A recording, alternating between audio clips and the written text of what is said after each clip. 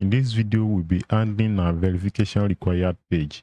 In the last video, we were able to verify our users' accounts using their email and the verification token that was sent alongside the verification mail that was sent to the user's provided email address. All right, so in this video now, we'll be adding the verification required page for users that already has an existing account but haven't verified their account. So whenever such user is trying to recreate another account using the same email address, we are just going to inform the user that, all right, there is an existing account on this email address. Either you verify your account by checking your email or you request for a new verification mail.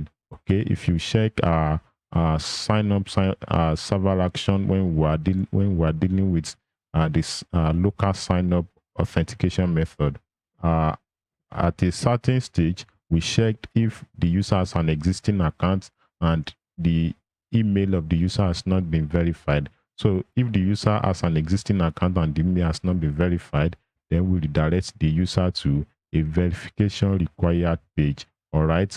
And alongside the redirect, we provide an action type, which is sign up in this case. All right. And if the user is trying to sign in without verifying their account, we also redirect them to this same page, but the action type is going to be sign in so that we can able to identify what particular action the user is trying to take. Okay. And then we also provide the user's email alongside the redirect. Okay.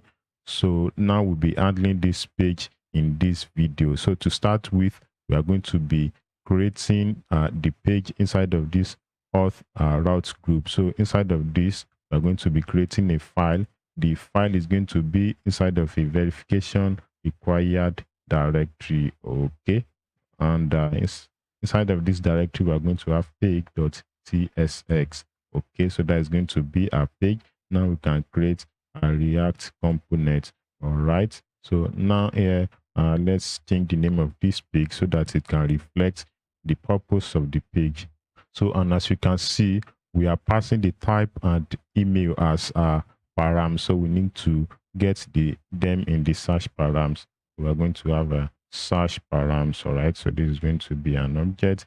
Inside of the object, we have search params. Okay. Search params. All right. And this is going to be a promise.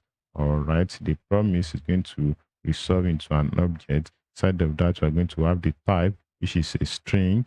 All right. And then we also have the email, which is also a string. All right. So we save that. Okay. Now we need to first get our type and email from the search params. Okay. So I'm going to have const. Okay. Then I'm going to the structure type and email. Okay. So from search params. Okay. We need to turn this to an async function so that we'll be able to use the await keyword. All right. Now, after getting those, we need to check if both values are provided. So we're going to say if type is not provided or if email is not provided, then we are going to redirect the user back to sign in page. Okay. By default, those are supposed to be provided because this page is not supposed to be arrived at by a user action. We are redirecting them from our server. So both values are supposed to be available. If they are not available, possibly the user is trying to manufacture a URL and that is not meant to be. Okay, so we are going to direct the user to sign in. If any of those values are not provided, then we need to actually create our page now. So we're going to have the main HTML element with some styles. So just like other pages, I'm just going to copy the styles to save us some time. Okay, so we have the styles now, and inside of the styles, this page is just almost the same as the previous page we worked on. Okay, so we are going to have a container with a white background. Okay, I'm just going to copy the styles, and inside of the container we have an ed1. Okay, this is the container. I'm going to paste that, and inside of this we are going to have an ed1. Okay, I'm going to move this inside of this. I'm going to give this class name attribute. the one is having a font size of text 2XL, all right, font weight of bold, okay, and font color of gray 900. Okay, so here we're going to say it's just like the verify email page. So here we're going to say email verification required, all right, required. I need an I there. I'm going to save that. So after the one, we are going to have a paragraph with a simple style of text gray 600. That's going to be the font color. Okay, so inside of this paragraph, we are going to be having a dynamic text. Okay, if the user action is signing, we are going to have a different text from if the user action is sign up. So inside of here, we're going to have type. So if type is equal to sign in, then we know that the user is trying to sign in. Then our text is going to be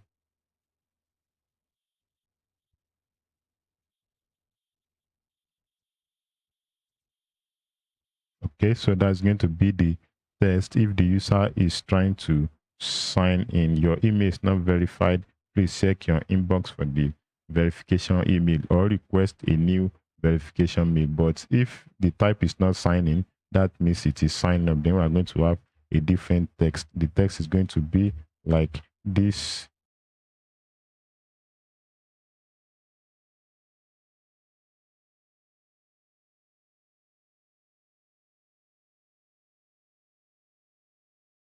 All right, so this is going to be the text for sign up, but take note that either the action is sign in or sign up, both of them are providing the option of requesting for a new verification link. So how will the user request for the link? We are going to be having a verification button after the paragraph, but the verification button is going to be a client component because we are going to be having an event handler on the button whenever the user clicked on the button.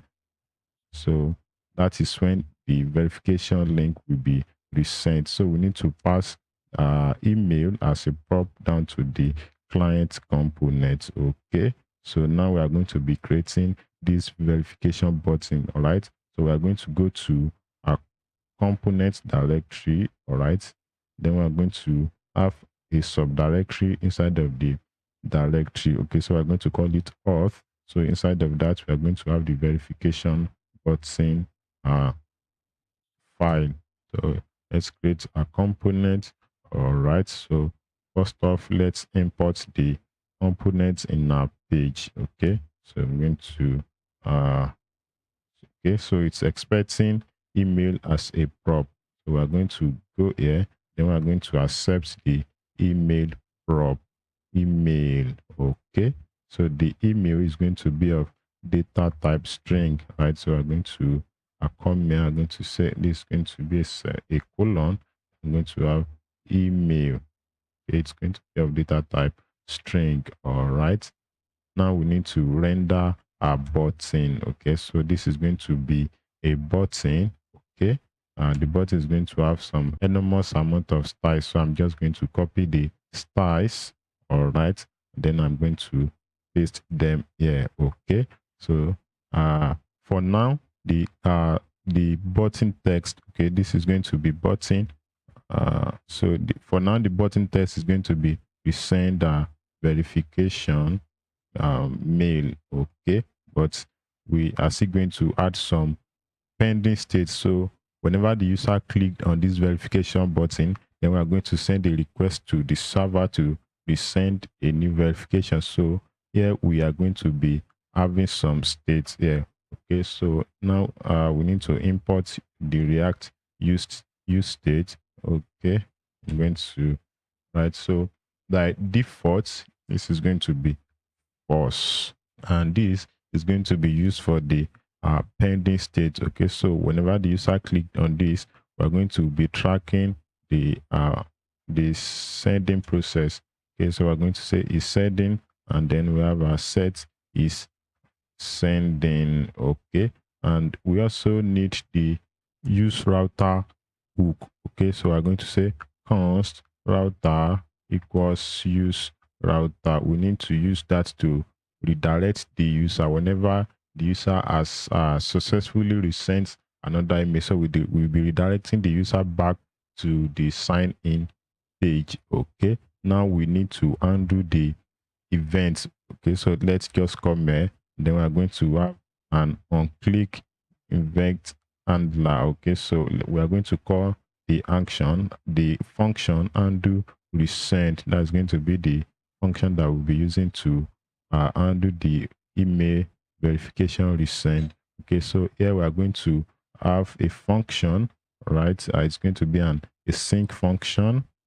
Then we're going to call the name undo resend. Okay, it is not accepting any parameter.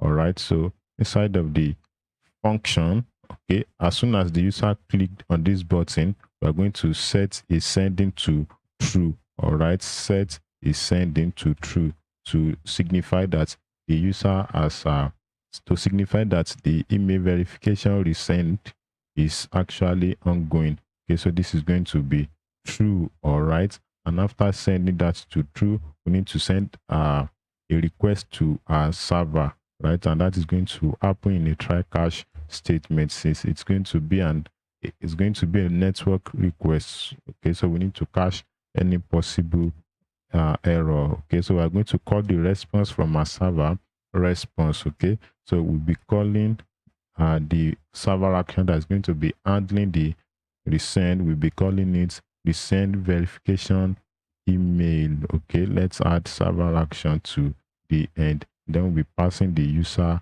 email to the server action. Okay, so this server action is going to be returning a response object. All right, the response object is going to be containing a success attribute and a message. The success is going to be either true or false, and the message is going to be the actual state of our response. The message is going to be the message we want to pass down to our user to let them know what is the actual response. All right, so before we go into our server action, all right, actually we'll be doing that in the next video. We need to undo the response. Let's just undo it beforehand. So we're going to say if response dot success, okay, if it is not true, then we need to return from this point. Okay, we'll be returning from the function, and then we're going to be calling the toast function. We need to show a toast to the user. That is going to be an error toast. Okay, so the message is going to be the message that is coming from our server action. Okay, this is going to be okay. But if the resend is successful, so we need to remove the user's email from the history. Okay, just like we did in the last video by clearing our token from the history, we also need to clear our user email from the history, even though it is not that compulsory, but just to be much more safe, we just need to clear it. All right, and we are going to be passing the path name. All right, window.location.path name. Okay, so that is going to clear the user's email from the URL, and after that we are going to be displaying a success toast to our user. The message is going to be the message that is coming from our server action. All right, and after displaying the success message, we'll be redirecting the user back to the sign in page. Okay, there is no need to remain in this page since a new verification email has been resent. Okay, so we just redirect the user back to the sign in page. Okay, now if there was an error while processing the request on the server, we're going to be caching it here. Then we're going to display a toast to the user. All right, then we're going to say failed to send verification email. All right, so that's going to be the error message. We are not using error, so let me just get rid of that. And now we are going to be having a finally part of the try catch block. So finally we are going to be setting is sending to false. to signify that the processing is now done. All right, so while the request is processing, we need to disable our button, okay, so that multiple request is not sent to the server. Right, so disable is going to work with is sending state. Okay, now all we need to do to round up this part is to create this verification server action. Right, we are just going to create it now, and then we'll be dealing with that in the next video. So we are going to go to our actions directory. All right, let's go to where do we, okay, so here we have our actions. All right, and inside of this auth directory we'll be creating the I should have copied the name. Right, so I'm just going to copy it. Okay, and then I'm going to have a new directory, a new file. All right, I'm going to paste that .ts. Okay, so inside of this server action we are going to give it a directory for view server to make it a server action. All right, so we are going to create the server action. So let me first export default. All right, and then we're going to have an async function. Okay, the name is going to be this. It's accepting email as a parameter, and the email is of data type string. Okay, so it's going to be returning a promise. Since it's an async function, okay, the promise is going to be an object. The object is going to contain a sources attribute, sources, which is going to be boolean, and it's going to contain a message attribute, which is going to be string. Okay, to get rid of these errors, I'm just going to return a dummy value. So I'm going to say sources is true. Okay, just to make that to shut up, and then I'm going to say message, so we can say let's say verification email resent. All right, or let's say resent successfully. Okay, I think that should be okay. Let me just log my email. Okay, so I'm going to have console dot log. All right, then I'm going to pass the email to that, so that should solve our problem. So here we are going to be importing the server action. All right, so what's this one telling us? Success does not. Okay, we need to await this. All right, await. Okay, so that's going to get rid of that. And okay, a little adjustment here. While the process is ongoing, we need to show a loader. All right, so we are going to have a dynamic part here. So we're going to say if is sending is true, then we are going to be rendering a loader. Let me have a React fragment here. Okay, so here we are going to have a loader cycle from Lucid React, loader cycle. Okay, from Lucid React, I'm going to close that. Okay, then we're going to give it a little style. Okay, we give it a margin right of 0.5 rem with an height of 1.25, that size 5. Okay, then we need to animate it in a spinning manner. Right, give it animate spin. Okay, and the test when it's sending is true, so the test is going to be sending. Okay, but when it's sending is false, I'm going to have a colon here. Okay, so that's when we'll be rendering this text. All right, it's going to be like this. Okay, so now we are good to go. Should we try to see this page? If we are going to be seeing it, we need to pass where's the page? We need to pass type and email. All right, so let's try to see what we've done. Okay, so this is going to be verification required.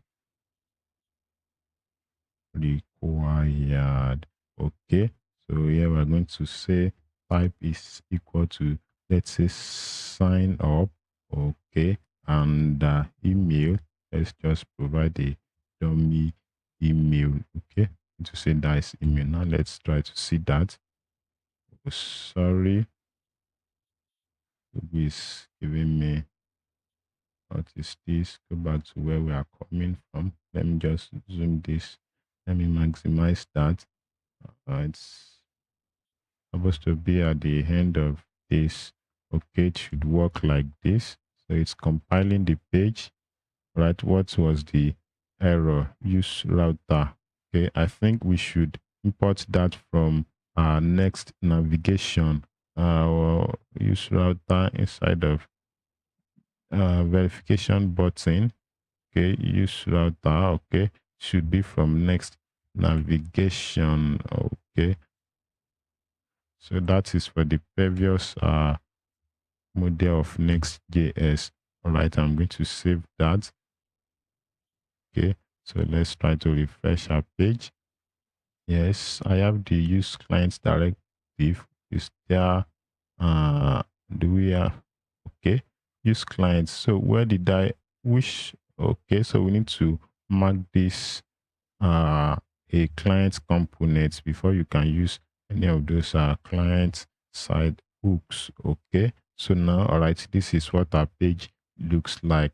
The email is already this email is already registered but not verified. Please verify your email, request a new verification link. So if you click on this button, you are going to have a loading state. All right, then you have verification email sent successfully, and then we were redirected back to the sign in page. Okay, so you can see now that the email and the type has been cleared. All right, so we couldn't access that page anymore. So if you resend this, okay, you see that both the email and the type was cleared before being redirected. And that will be all for this video. Don't forget to give it a like and subscribe to the channel, and I will be seeing you in the next video.